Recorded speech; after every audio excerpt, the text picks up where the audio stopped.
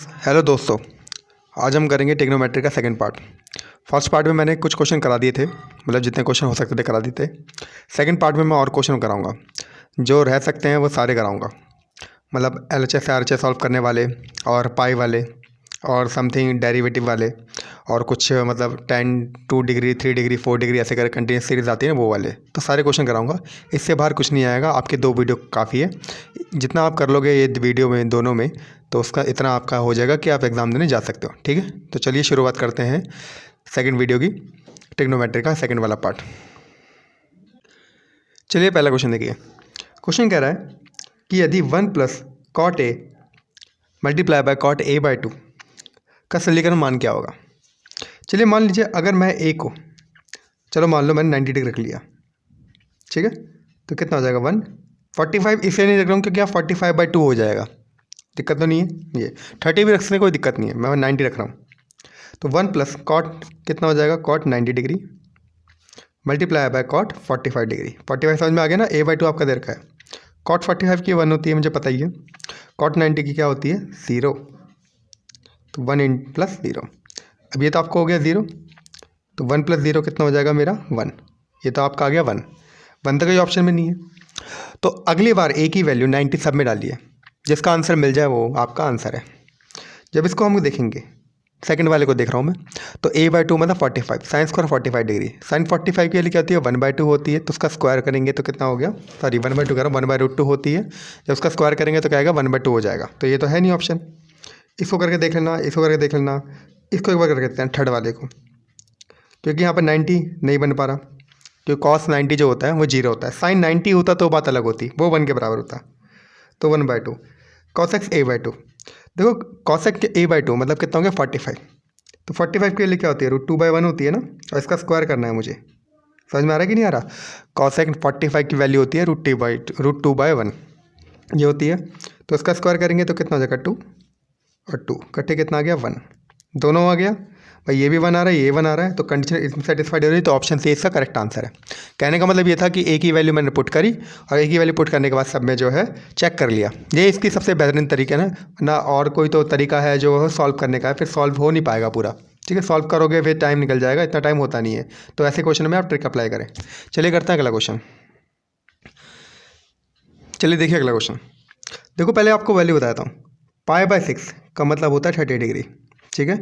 तो π/3 का मतलब कितना हो जाएगा मेरा 60 डिग्री, और π/4 का मतलब होता है मेरा 45 डिग्री। ये आप रख लो ताकि आसानी हो जाए। समझ में आ गया। अब इस पूरी वैल्यू के अंदर आपको पुट करना है, तो कर देता हूँ 1/√2, ठीक है। π/6 मतलब कितना हो गया मेरा 30 डिग्री। साइन 30 की वैल्यू क्या होती है 1/2, क्या हो जाएगी 1/2 मल्टीप्लाई बाय cos 45। cos 45 की क्या होती है 1/√2, कोई दिक्कत तो नहीं है। माइनस का अब आता है cot π/3। π/3 का मतलब मैंने क्या बताया आपको 60 डिग्री। तो cos 60 की वैल्यू क्या होती है मेरी 1/√3, ठीक है। सेक जो है सेक्स π/3, सेक π/3 का मतलब π/6 दे रखा है, सॉरी π/3 बोल दिया, π/6 दे रखा है।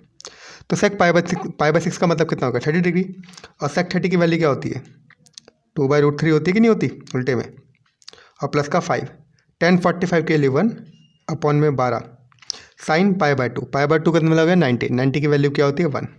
बस इस वैल्यू को आपको सॉल्व करना था। तो 1 1 1 1 आ जाएगा, √2 2 2 हो गया, 2 2 जा 4, माइनस का 2/3 प्लस का 5/12। जैसे आप इस पूरी वैल्यू को सॉल्व करोगे तो आपको क्या मिलेगा 0, क्या मिलेगा 0। तो इसका आंसर आ जाएगा 0, ठीक है। तो ऑप्शन ए इसका करेक्ट आंसर है। ऐसे ही आपको बड़े बड़े क्वेश्चन दिखेंगे पर वो होंगे कुछ नहीं, ठीक है। तो ये वाला टाइप भी हमारा पाई वाला टाइप भी हो गया। चलिए करते हैं अगले क्वेश्चन। देखो मैंने सारे टाइप डाले, जो भी आपका कल वाले क्वेश्चन कराए और आज के क्वेश्चन कराए, इनसे बाहर कुछ भी नहीं आएगा। उन्हीं में कुछ ना कुछ घुमा घुमा के वो दे देंगे, ठीक है। चलिए मिलते हैं, मतलब मिलते हम करते हैं अगला क्वेश्चन। मिलना तो अभी होता रहेगा। अगला क्वेश्चन करते हैं। देखिए अगला क्वेश्चन जो है हाइट एंड डिस्टेंस का है। क्वेश्चन कह रहा है ट्राइंगल ABC, एक ट्राइंगल ABC न दे और B पे समकोण है ABC, ये तो समकोण हो गया। ए दे रखा है 30 डिग्री, ठीक है, इसे कहते हैं उन्नयन कोण। AB की लंबाई सेंटीमीटर में क्या है, AB की लंबाई सेंटीमीटर में क्या है, यदि AC की वैल्यू क्या दे रखी है 8, कोई दिक्कत तो नहीं है। तो हम चाहे तो फॉर्मूले से पुट कर सकते हैं, लेकिन एक बात बताइए, मैं आपको एक टेक्निक बताता हूँ।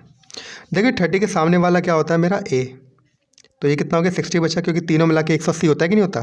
तो ये क्या होगा मेरा √3a, और 90 के सामने वाला क्या होता है 2a, क्या होता है 2a। बस ये एक फॉर्मूला है, याद कर लीजिए अगर देखो एक पर ठीक से। 30 के सामने वाला क्या है a, ठीक है। 60 के सामने क्या है √3a, और 90 के सामने वाला क्या है 2a, बस इसे याद रख लें तो कोई दिक्कत नहीं है। तो 2a का मतलब कितना रखा है 8 सेंटीमीटर, तो एक a का मतलब कितना हो जाएगा मेरा 4 सेंटीमीटर हो जाएगा कि नहीं हो जाएगा। अब मुझसे 30 के सामने वाला पूछा है ना उसने, ये क्या पूछा है BC पूछा है, क्या पूछा है उसने पूछा है AB, तो AB पूछा है, AB क्या होता है √3a होता है, तो 4√3 आपका हो जाएगा।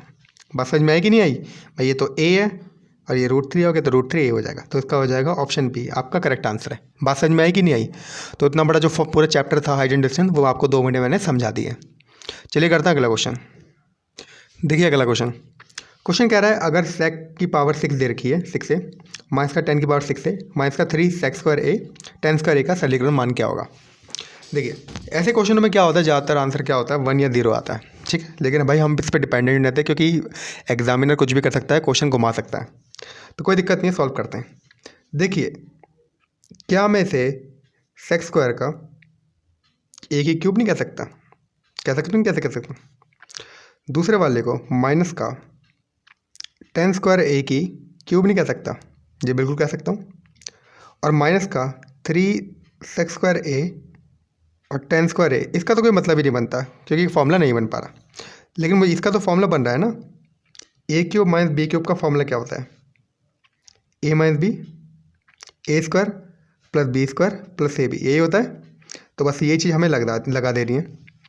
तो a माइनस b मतलब sec² माइनस का 10a मतलब 10 स्क्वायर है, जो भी है कोई दिक्कत नहीं है।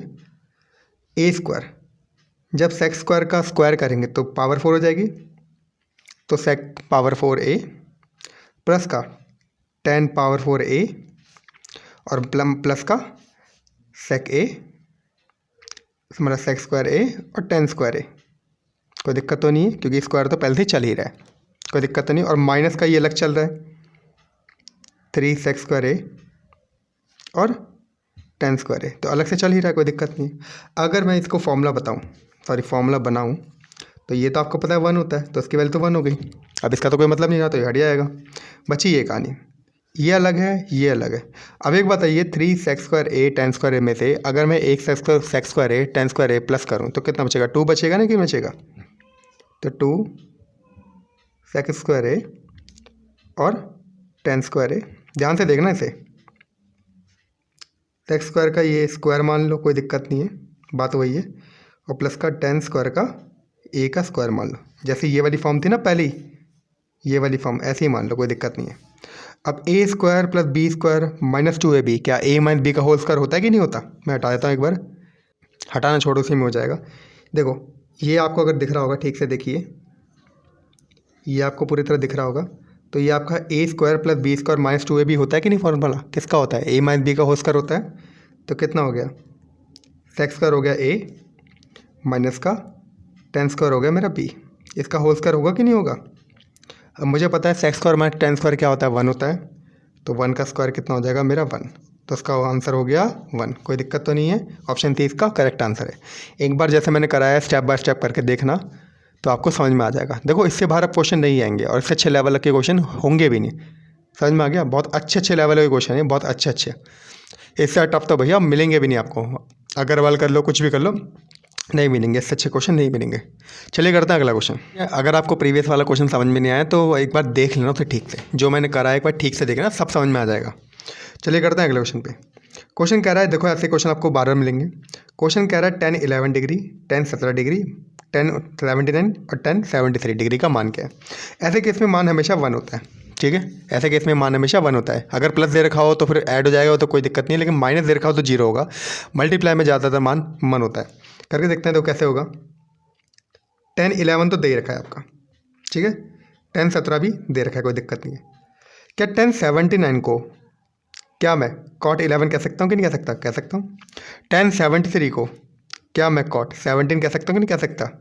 cot 11 का मतलब क्या होता है 1/10 होता है कि नहीं होता। और cot 17 का मतलब क्या होता है 1/10 होता है कि नहीं होता। ये 17 डिग्री है 17 डिग्री, ये 11 डिग्री है 11 डिग्री, इससे ये कट गया, मतलब सॉरी ये कट गया, इससे ये कट गया और इससे ये कट गया, तब सभी कट जाएंगे तो क्या बचेगा लास्ट में 1। करके देखना, इसको बस मैंने कन्वर्ट करा, इसको बस मैंने कन्वर्ट करा, आपका आंसर आ गया। ठीक है, था ना आसान? ऐसा क्वेश्चन आपके मिलेगा आपको पेपर में। चलिए करते हैं अगला क्वेश्चन। देखिए अगला क्वेश्चन भी उसी तरीके का है लेकिन थोड़ा सा अलग है। क्वेश्चन दे रखा है 3 cos 80 degree cosec 10 degree plus का 2 cos 59 डिग्री cosec 31 डिग्री का मान क्या है। देखिए आपको पता है इनका मान 1 हो जाएगा, इनका मान 1 हो जाएगा, तो बचा कितना 3 और 2 बचे, 3 + 2 कितना हो जाएगा 5। इसका हो जाएगा ऑप्शन डी। लेकिन फिर भी आपको सॉल्यूशन कराता हूँ मैं, देखो कैसे होगा। 3 का 3 छोड़ दो, cos 80 का cos 80 छोड़ दो, कोई दिक्कत नहीं है। क्या cosec का क्या होता है, sec होता है, तो क्या मैं इसे sec 80 डिग्री कह सकता हूँ कि नहीं कह सकता भाई। cosec 10 डिग्री का मतलब क्या है, cosec 90 - 80, तो cosec 90 - 80 क्या हो जाएगा मेरा sec 80 डिग्री। sec को क्या मैं 1/cos नहीं कह सकता, कोई दिक्कत तो नहीं, इस तरीके से कट जाएगा, तो बचा कितना 3। तो जब इसमें ही सॉल्व करोगे तो ये भी क्या बनेगा cos 59, ठीक है, और ये कितना बनेगा 1/cos 59 बन जाएगा। उसी तरीके से 59 से 59 कट जाएगा, ये पूरा 1 में जाएगा, तो बचा कितना 5। तो 5 और 3 ऐड करेंगे तो कितना बचा, सॉरी 5 कह रहा हूँ, ये 2 है ना, तो ये 2, तो 3 और 2 ऐड करेंगे कितना बचेगा 5। तो ऑप्शन डी इसका करेक्ट आंसर है। बात समझ में आई कि नहीं आई भाई? पहली चीज़ को सॉल्व कर दिया, उसी प्रकार से दूसरी वाले को सॉल्व कर देना, इसलिए दूसरे वाले में ठीक से सॉल्व नहीं कराया। चलिए करते हैं अगला क्वेश्चन। देखिए अगला क्वेश्चन बड़ा प्यारा है, ये मैक्सिमम मिनिमम पे है। ठीक है, न्यूनतम मान और अधिकतम मान। देखिए क्या दे रखा है, 4 sec² थीटा प्लस का 9 cosec² थीटा का न्यूनतम मान निकालना है, मतलब हमें क्या निकालना है, मिनिमम। देखो मैं आपको बताता हूँ, अगर आपका ये पहले फॉर्मूला लिखवाता हूँ मैं, आप देख लो एक बार। अगर आपका ये ए sec थीटा प्लस का बी cosec थीटा दे रखा हो, cosec है, ठीक है, cosec थीटा दे रखा हो, अगर वो मैक्सिमम पूछे तो होगा आपका इन्फिनिटी, और अगर वो मिनिमम पूछे तो उसका हो जाएगा √a प्लस का √b। कोई दिक्कत तो नहीं है, मतलब ये आपके जो वैल्यू a और b दे रखी है ना, इसका रूट कर दीजिए। इसी प्रकार से अगर a sec² थीटा दे रखा है प्लस का b cosec² थीटा दे रखा है, तो मैक्सिमा तो उसका होगा इन्फिनिटी, और मिनिमा क्या करना है आपका, √a प्लस √b तो दे ही रखा है, बस उसका स्क्वायर कर दीजिए, तो ये आपका आंसर हो जाएगा। तो उसमें भी क्या करना पड़ेगा, इसका रूट कर दो, 4 का रूट कितना हो गया 2, 9 का रूट कितना हो गया 3, इनका प्लस करके स्क्वायर कर दो, तो 2 और 3 कितना हो गया 5, 5 का स्क्वायर कितना हो जाएगा 25, तो इसका आंसर हो जाएगा 25। बात समझ में आएगी नहीं? तो इसका हो जाएगा ऑप्शन सी 25। ठीक है, तो मैंने दोनों बता दिए हैं, स्क्वायर वाला भी और बिना स्क्वायर वाला भी। तो याद करने का तरीका तो वही है कि पहले √a प्लस √b कर दो और उसका फिर स्क्वायर कर दो, और स्क्वायर पूछा तो स्क्वायर कर दो, नहीं पूछा तो मत करो। चलो करते हैं अगला क्वेश्चन। अगला क्वेश्चन देखिए, वही है मैक्सिमम मिनिमा का है, इसमें ही मिनिमा पूछा है। देखिए मैं दोनों बताऊंगा। क्या रखा है, देखो खाली आ गया है तो 1 आ जाएगा, 1 tan² थीटा, x को थीटा मान लो, कोई दिक्कत नहीं है, 1 cot² थीटा का मिनिमम वैल्यू क्या है। देखिए मैक्सिमम और मिनिमम मैं आपको बताता हूँ। मैक्सिमम आपका होगा इन्फिनिटी, और मिनिमम का फॉर्मूला क्या होता है, 2√ab। क्या होता है 2√ab, तो 2√a मतलब √a, ये है आपका a, ये आपका b, a और b दोनों 1 है, तो किसका हो जाएगा 1 ही हो जाएगा, तो इसका आंसर आ जाएगा 2। 2 × √1 मतलब 2 ही होता है, √1 की वैल्यू तो 1 ही होती है, तो वही बात है, तो उसका आ जाएगा ऑप्शन बी। समझ में आ गया आपको? अगर फिर भी आपको देखना है तो मैं इसको थोड़ा डिफाइन करता हूँ डेरिवेटिव की तरह। अगर आपने पढ़ा हो 11th में या फिर 12th में तो आगे दिख जाएगा, जिन्होंने पढ़ रखा उसके लिए ठीक है, नहीं पढ़ रखा उन्हें नई चीज़ दिख जाएगी। दिखा देता हूँ मैं आपको एक बार। देखिए इसे दूसरे तरीके से करवाता हूँ। दूसरा तरीका इसका डेरिवेटिव वाला है, अगर आता हो तो ठीक है, नहीं आता तो बताता हूँ। ये शायद आपके सर के पार जाएगा। अगर dy/dx करें तो tan² का पहले करते हैं, तो स्क्वायर में 2 आगे आ जाता है, tan x ऐसे ही रह जाएगा। फिर हमें क्या करना है, tan x का डेरिवेटिव। tan x का डेरिवेटिव होता है sec² x, ठीक है, और x का डेरिवेटिव, क्योंकि एक एक स्टेप बाय स्टेप करते हैं, पहले स्क्वायर का करेंगे, फिर tan का करेंगे, फिर x का करेंगे, और x का डेरिवेटिव क्या होता है 1। कोई दिक्कत तो नहीं, तो 1 को तो बिल्कुल छोड़ दो, उसे कोई लिखने की ज़रूरत भी नहीं है। अब cot का करना है, तो प्लस में cot का डेरिवेटिव। cot का डेरिवेटिव पहले तो हमें स्क्वायर करना पड़ेगा, तो 2 cot थीटा आपका हो जाएगा, कोई दिक्कत तो नहीं है, 2 cot x आपका हो जाएगा। फिर आपको क्या करना है, cot x का करना है, तो cot x का डेरिवेटिव होता है माइनस का cos x स्क्वायर थीटा, या फिर x मान लो, कोई दिक्कत नहीं, और x का डेरिवेटिव 1 तो होता ही है, तो आपकी ये पूरी वैल्यू बन जाएगी 2 tan x sec square x minus का 2 cot x cos x, ये आपकी पूरी वैल्यू बन जाएगी। बात समझ में आई? सॉरी, स्क्वायर है cos x स्क्वायर x, समझ में आ गया।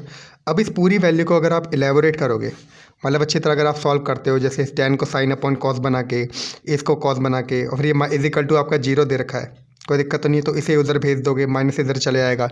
जैसे आप सॉल्व करोगे तो आपको थीटा की वैल्यू कितनी मिल जाएगी, आपको 45 डिग्री, कितनी मिल जाएगी, 45 डिग्री आपको मिल जाएगी। जब थीटा की डिग्री आप 45 मिल जाएगी तो इनके अंदर पुट कर देना। tan 45 की वैल्यू क्या होती है 1, तो 1 का स्क्वायर क्या हो जाएगा 1 ही हो जाएगा। cot 45 की वैल्यू क्या होती है 1, तो 1 का स्क्वायर करेंगे तब भी क्या आएगा 1, तो 1 + 1 तब भी कितना हो जाएगा, ऑप्शन बी 2 हो जाएगा। बात समझ में आएगी नहीं आई? ये बताना ज़रूरी था, जिन बच्चों को आता है ठीक है, जिन बच्चों को नहीं आता तो डेरिवेटिव आप पढ़ोगे 11th में या 12th में, ठीक है। चलिए मिलते हैं अगले क्वेश्चन पे। चलिए करते हैं आखिरी क्वेश्चन वीडियो का। क्वेश्चन कह रहा है यदि थीटा एक न्यून कोण है, पता है ना आपको 90 से छोटा होता है, 0 से बड़ा होता है, और ये कंडीशन दे रखी है, तो आपको tan की पावर 26 थीटा प्लस cot की पावर 100 थीटा की वैल्यू बतानी है। देखिए मैं आपको एक बात बताऊँ, थीटा को सेटिस्फाइड करो। अगर मैं थीटा 45 डिग्री लेता हूँ, कोई दिक्कत तो नहीं है, तो tan 45 की वैल्यू माइनस का cot 45 0 के बराबर होता है, क्योंकि दोनों की वैल्यू 1 होती है, 1 - 1 करेंगे 0 आ गया, सेटिस्फैक्शन हो गई। अगर ये सेटिस्फाइड हो गया तो इसमें पुट कर दीजिए, तो tan 26 45 डिग्री, ठीक है, प्लस का cot की पावर 100 कितनी है 45 डिग्री की वैल्यू क्या होगी, कोई दिक्कत नहीं है। cot 45 की वैल्यू क्या होती है 1 होती है, तो 1 की पावर 100, tan 45 की क्या होती है 1 होती है, 1 की पावर 26, इनकी पावर कुछ भी हो कितना आ जाएगा 1 + 1, तो कितना हो जाएगा मेरा 2, तो उसका हो जाएगा ऑप्शन डी 2 इसका करेक्ट आंसर है। बात समझ में आई कि नहीं आई? तो आई होप आपको ये वीडियो समझ में आ गई होगी। इससे बाहर कोई भी क्वेश्चन नहीं आएगा, अगर आएंगे तो थोड़े बहुत जो 10th के लास्ट क्वेश्चन है ना 8.4 के, वही आएंगे। इसके अलावा LHS RHS वाले और कुछ नहीं आएगा, आएगा थोड़ा सा मॉडिफाई करके आएगा। लेकिन फिर भी लगता है अगर आपको एक और वीडियो बनानी चाहिए, मतलब मेरे को एक और वीडियो बनानी चाहिए, तो आप मुझे कमेंट कर देना, ठीक है। समझ में आ गया? कमेंट मुझे कर देना तो मैं एक और वीडियो बना दूंगा, वरना तो फिर इतना ही आपके लिए बहुत है, एग्ज़ाम देने जा सकते हो इससे, ठीक है।